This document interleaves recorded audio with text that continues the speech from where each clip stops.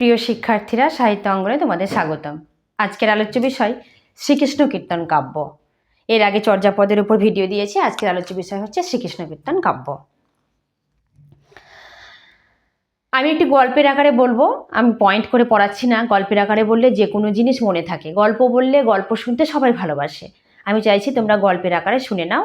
হ্যাঁ, প্রত্যেকটা তথ্য গল্পের আকারে মনে রাখো।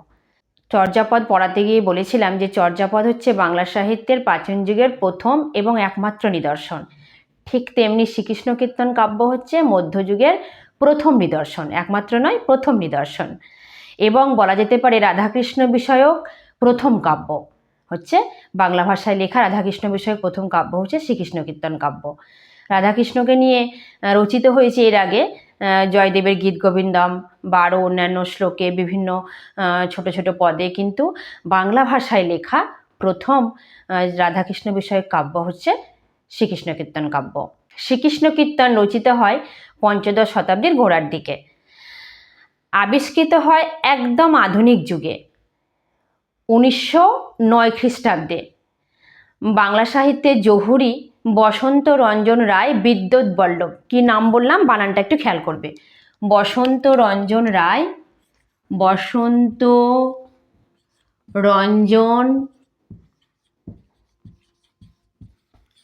রায় বিদ্যুৎ বল্লভ, বয়স্বী দয়ে বয়ে, দয়ে বয়ে, লয়ে লয়ে ভ।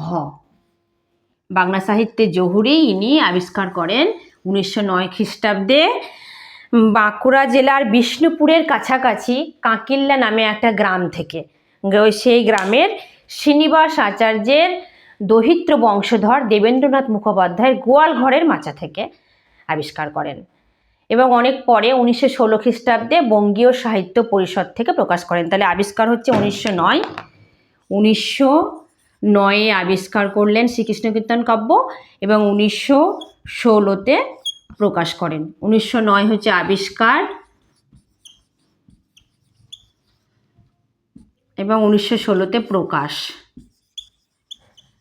বঙ্গীয় সাহিত্য পরিষদ থেকে প্রকাশিত হয়। এই শ্রীকৃষ্ণ কীর্তন কাব্য প্রকাশের সঙ্গে সঙ্গে চর্যাপদের থেকেও বেশি আলোচনা সমালোচনা শুরু হয়ে যায়। তার কারণ এর আগে একটাই চণ্ডীদাস আছে বলে মনে করা হতো, যে পদাবলী চণ্ডীদাস। পরে দেখা গেল যে না, শ্রীকৃষ্ণ কীর্তন কাব্যেরও একজন চণ্ডীদাস আছেন। তার মানে বরুচণ্ডীদাস তার নাম আর কি, কিন্তু তার পরিচয় তেমনভাবে পাওয়া যায় না। তিনি শুধু ভণিতায় বরুচণ্ডীদাস, কোথাও অনন্ত বরুচণ্ডীদাস ব্যবহার করেছেন। বরু শব্দটা এসেছে বটু শব্দ থেকে, বরু শব্দটা এসেছে বটু শব্দ থেকে, বটু শব্দ থেকে। বটু শব্দের অর্থ হচ্ছে ব্রাহ্মণ, অর্থাৎ চণ্ডীদাস ব্রাহ্মণ ছিলেন, বরুচণ্ডীদাস ব্রাহ্মণ ছিলেন, তাই বরুচণ্ডীদাস নামটা তিনি ভণিতায় উল্লেখ করেছেন। এই শ্রীকৃষ্ণ কীর্তন কাব্য তুলট কাগজে লিখিত, প্রাচীন তুলট কাগজে লেখা হয়েছে, প্রাচীন তুলট কাগজে লেখা হয়েছে। চর্যাপদ যেমন তালপাতার উপর লেখা, তেমনি এটা হচ্ছে তুলট কাগজের উপর লেখা। এগুলো এমসিকিউ আসতে পারে, তোমরা খেয়াল করবে। তুলট কাগজের ওপর, তুলট কাগজের ওপর লেখা হয়েছে, ঠিক আছে। শ্রীকৃষ্ণ কীর্তন কাব্যের বিষয়বস্তু হচ্ছে রাধাকৃষ্ণের প্রেম, রাধাকৃষ্ণের প্রেম লীলা। এই পুঁথিটা যখন বসন্ত রঞ্জন রায় আবিষ্কার করেছিলেন তখন পুঁথিটা কিন্তু আদ্যান্ত খণ্ডিত ছিল, অর্থাৎ প্রথম এবং শেষ ভাগ এবং মাঝের কিছু পাতা পাওয়া যায়নি। তার ফলে কাব্যটার নাম কি ছিল তা ভালোভাবে জানা যায় না পরিষ্কারভাবে। তাই সম্পাদক, প্রকাশক এবং আবিষ্কারক বসন্ত রঞ্জন রায় বিদ্যুৎ বল্লভ তিনি নাম দেন শ্রীকৃষ্ণ কীর্তন।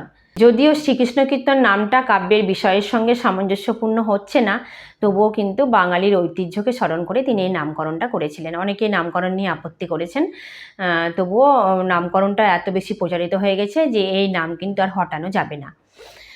আর এই পুঁথিতে একটা চিরকুট পাওয়া গেছিল, সেই চিরকুটে লেখা ছিল শ্রীকৃষ্ণ সন্দর্ভ কথাটা। তাই চিরকুটে পাওয়া শ্রীকৃষ্ণ সন্দর্ভ নাম থেকে তো আর কাব্যটার নাম শ্রীকৃষ্ণ কীর্তন হয়ে যেতে পারে না। এটা নিয়েও দ্বিমত রয়েছে, মত পার্থক্য রয়েছে, ঠিক আছে। তো যাই হোক, শ্রীকৃষ্ণ কীর্তন নামটা ধরেই আমরা এগোবো। তো এই শ্রীকৃষ্ণ কীর্তন কাব্যের বিষয়বস্তু হচ্ছে রাধাকৃষ্ণের প্রেমলীলা। ভাগবত এবং পুরাণ থেকে তিনি কাহিনী নিয়েছেন এবং সেই সঙ্গে সঙ্গে জয়দেবের গীত গোবিন্দের প্রভাবকে শিরোধার্য করে এবং রাধাকৃষ্ণকে নিয়ে গ্রামগঞ্জে যে অমার্জিত গল্প প্রচারিত ছিল সেই গল্পকে অবলম্বন করে তিনি এই কাব্যটা রচনা করেছেন।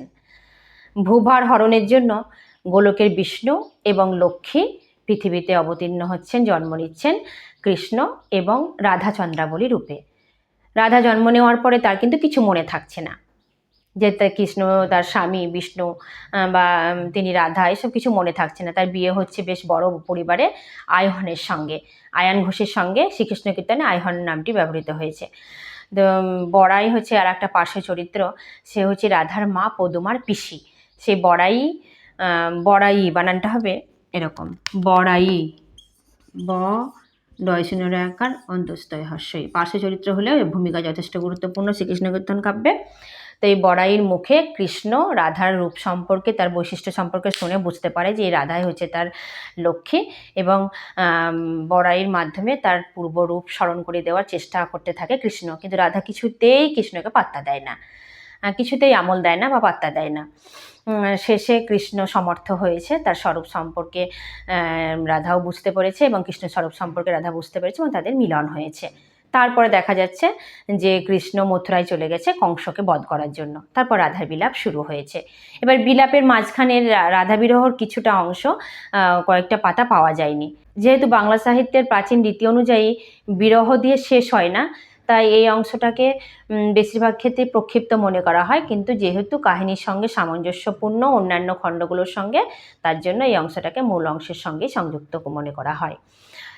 13টা খণ্ড রয়েছে শ্রীকৃষ্ণ কীর্তন কাব্যে। কটা খণ্ড রয়েছে? 13টি খণ্ড রয়েছে।